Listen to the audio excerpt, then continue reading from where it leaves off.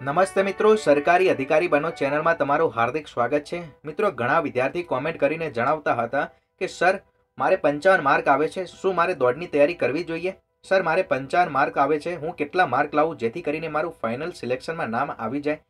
Sir મારે 60 mark છે, હું કેટલા માર્ક લાવું જેથી કરીને મારું ફાઇનલ સિલેક્શનમાં નામ આવી જાય? સર હું કેટલા મિનિટમાં દોડ ક્લિયર કરું જેથી કરીને મને 25માંથી 25 માર્ક મળે? મિત્રો, દરેક વિદ્યાર્થી મિત્રોની કોમેન્ટને ધ્યાનમાં રાખીને આ વિડીયો બનાવવામાં આવે છે, જેથી કરીને વિડીયોને લાસ્ટ સુધી જરૂર દેખજો। જે વિદ્યાર્થી મિત્રો પોલીસ ઇન્સ્પેક્ટર, તલાટી, જુનિયર ક્લાર્કની એક્ઝામની તૈયારી કરી રહ્યા હોય, સ્ટેટ ટેક્સ ઇન્સ્પેક્ટર અથવા આરટીઓ એક્ઝામની તૈયારી કરી રહ્યા હોય, તે આ ચેનલને જરૂર સબસ્ક્રાઇબ કરે અને adhikari-bano.com જે ડિસ્ક્રિપ્શન લિસ્ટમાં છે એક વખત જરૂર ડિસ્ક્રિપ્શન વાંચવા વિનંતી, જેથી કરીને તમને આઈડિયા આવી જાય કે આ વેબસાઇટ પરથી કેવી રીતે તમે પોતાનો ઓનલાઈન ટેસ્ટ આપી શકો છો। હવે મિત્રો શરૂ કરીએ। પોલીસ કોન્સ્ટેબલની દોડ માટે પુરુષ ઉમેદવાર માટે 5000 મીટરની દોડ હોય છે, જે વધુમાં વધુ તમારે 25 મિનિટમાં ક્લિયર કરવાની હોય છે। મહિલા ઉમેદવાર માટે 1600 મીટરની દોડ હોય છે, જે વધુમાં વધુ 9 મિનિટ અને 30 સેકન્ડમાં પૂર્ણ કરવાની હોય છે। એક્સ સર્વિસમેન માટે 2400 મીટરની દોડ હોય છે, જે 12 મિનિટ અને 30 સેકન્ડમાં પૂર્ણ કરવાની હોય છે। મિત્રો, પુરુષ ઉમેદવાર માટે વાત કરીએ તો જે પુરુષ ઉમેદવાર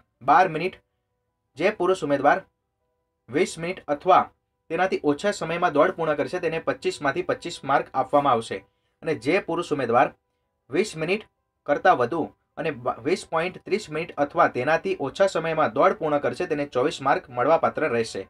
મિત્રો, જે પુરુષ ઉમેદવાર 25 મિનિટ કરતાં વધુ સમયમાં દોડ પૂર્ણ કરશે તેને નપાસ ગણવામાં આવશે। મિત્રો, જે પુરુષ ઉમેદવાર આ દોડ 25માંથી 25 માર્ક લાવવા માંગતા હોય તેના માટે એક જ ટેકનિક છે અને એક જ ટ્રીક છે કે જ્યારે પણ તમે ગ્રાઉન્ડમાં તૈયારી કરો, તમારી પાસે અત્યારે હાલમાં પ્રેક્ટિસનો સમય ચાલી રહ્યો છે, જ્યારે પણ તમે પ્રેક્ટિસની તૈયારી કરો ત્યારે તમારું જે ટાઈમ સેટ છે તમારા બ્રેઇનની અંદર તમે એક સેટ કરી દો કે મારે આ દોડ 19 મિનિટ અને 30 સેકન્ડ પહેલાં મારે પૂર્ણ કરવી છે। અને જો મિત્રો આવું 10 થી 15 વખત તમારો આ જે ટાર્ગેટ એચીવ થઈ ગયો તો તમને પોતાની ઉપર ફૂલ કોન્ફિડન્ટ આવી જશે કે હું આ મારી કોઈ પણ ગવર્મેન્ટના કેમ્પમાં મારું આ એક્ઝામ લેવા છે, હું આ એક્ઝામમાં જરૂર ને જરૂર આ એક્ઝામમાં મારે 25માંથી 25 અથવા 25-24 માર્ક મારા જરૂર આવશે। જે વિદ્યાર્થી મિત્રો એવું સમજતા હોય કે આ દોડની તૈયારી બહુ લિબરલી છે, તો ઘણા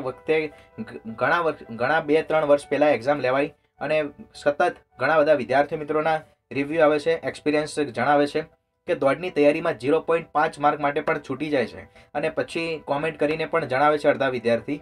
તો આ દોડને બિલકુલ આળસ ના રાખતા, કારણ કે આળસ છોડીને દોડની તૈયારી કરજો, કારણ કે તમારે ગયા વર્ષના ઘણા બધા વિદ્યાર્થી મિત્રો કોમેન્ટ કરીને જણાવે છે કે સર મારે 0.5 માર્ક માટે હું રહી ગયો હતો। માટે જે વિદ્યાર્થી મિત્રો દોડની તૈયારી કરતા હોય ખૂબ જ ડિસિપ્લિન સાથે અને ખૂબ જ ડેડિકેશન સાથે હાર્ડ વર્ક કરજો, જેથી કરીને તમને 25માંથી 25 માર્ક મળશે, હું તમને ખુદ વિશ્વાસ આપું છું। હવે મિત્રો શરૂ કરીએ। મહિલા ઉમેદવાર માટે તો 1600 મીટરની દોડ હોય છે, જે 9.9 મિનિટ અને 30 સેકન્ડમાં તમારે ક્લિયર કરવાની હોય છે, અને આ દોડ 7 મિનિટમાં જે ઉમેદવાર અથવા તેનાથી ઓછા સમયમાં ક્લિયર કરશે તેને 25 માર્ક આપવા પાત્ર રહેશે, 25 માર્ક મળવા પાત્ર રહેશે। જે મહિલા ઉમેદવાર 7 મિનિટ કરતાં વધુ અને 7.30 મિનિટથી ઓછા સમયમાં દોડ પૂર્ણ કરશે તેને 23 માર્ક મળવા પાત્ર રહેશે।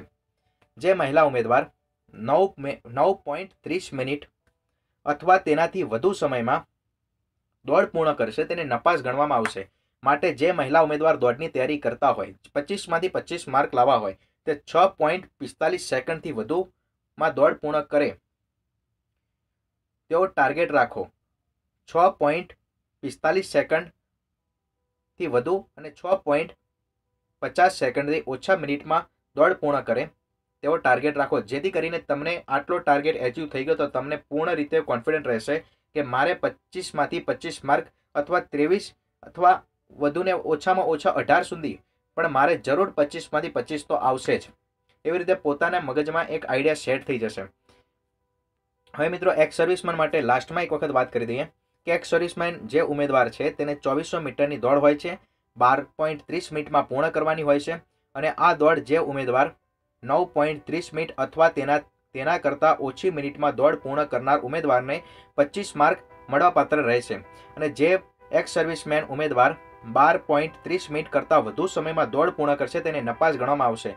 માટે મહિલા ઉમેદવાર, પુરુષ ઉમેદવાર અને એક્સ સર્વિસ મેન ઉમેદવાર એક્સ સર્વિસ મેન ઉમેદવાર દરેક વિદ્યાર્થી યાદ રાખો કે હંમેશા તમારી જે દોડ છે ટાર્ગેટ પોઈન્ટ છે તેનાથી 0.30 સેકન્ડ કરતાં પહેલાં તમે દોડ પૂર્ણ કરશો તો તમે જરૂર ફાયદામાં હશો. અને મિત્રો આ દોડ તમને આ વર્ષ માટે ખૂબ જ તમને ઉપયોગી થશે, કારણ કે આના પછી તમારે પોલીસ ઇન્સ્પેક્ટર ફોરેસ્ટનું ફોર્મ ભરાઈ ગયું છે, તેનું એક્ઝામની ડેટ થોડા સમયમાં જાહેર થશે અને ફોરેસ્ટની એક્ઝામમાં પણ પાસ થયા પછી તમારી દોડ જ આવશે, તો તમારે દોડમાં પણ આ કામ આવશે. પીએસઆઈની એક્ઝામ આવશે, એમાં પણ કામ આવશે. તો આર્મીની એક્ઝામ આપતા હશે તેને પણ કામ આવશે. અને જે વિદ્યાર્થી મિત્રો પોલીસ આર્મીની એક્ઝામ આપી રહ્યા છે તેને તો ખૂબ જ કામ આવશે. માટે હંમેશા યાદ રાખજો કે આ દોડને ખૂબ જ તમે મહેનત કરજો. આ દોડમાં સિલેક્શન થશે તો તમારું પોલીસ કોન્સ્ટેબલ બની જશો, આગલી એક્ઝામમાં તમે તૈયારી કરશો, પોલીસ ઇન્સ્પેક્ટર બની જશો. માટે અને જે વિદ્યાર્થી મિત્રો દોડને ખૂબ જ મહેનત કરીને પોલીસ કોન્સ્ટેબલ બને તેવી હું આશા રાખી રહ્યો છું. મિત્રો વિડીયો પસંદ આવે તો લાઈક કરજો, બીજાની મદદ માટે શેર કરજો અને ચેનલને પહેલી વખત વિઝિટ કરે તો જરૂર સબસ્ક્રાઈબ કરજો. પણ હંમેશા એક વાત જરૂર યાદ રાખજો કે જ્યાં સુધી તમારું લક્ષ્ય પ્રાપ્ત ના થાય ત્યાં સુધી 2019ની આ વર્ષની અંદર ક્લાસ 3 પોલીસ ઇન્સ્પેક્ટરની એક્ઝામ આવે છે, જેનું ફાઇનલ રિઝલ્ટ ડિસેમ્બરની આસપાસ આવશે. જે વિદ્યાર્થી મિત્રો નાયબ મામલતદારમાં કટ ઓફની આસપાસ માર્ક આવતા હોય, 2019ની અંદર તમે સરકારી કર્મચારી કે અધિકારી બનો તેવો ખૂબ જ હું આશા રાખી રહ્યો છું. તો મિત્રો યાદ રાખજો આ મારી વાત અને સખત મહેનત કરજો. જય ભારત, વંદે માતરમ, ઉદ્દિષ્ટ ભારતમ.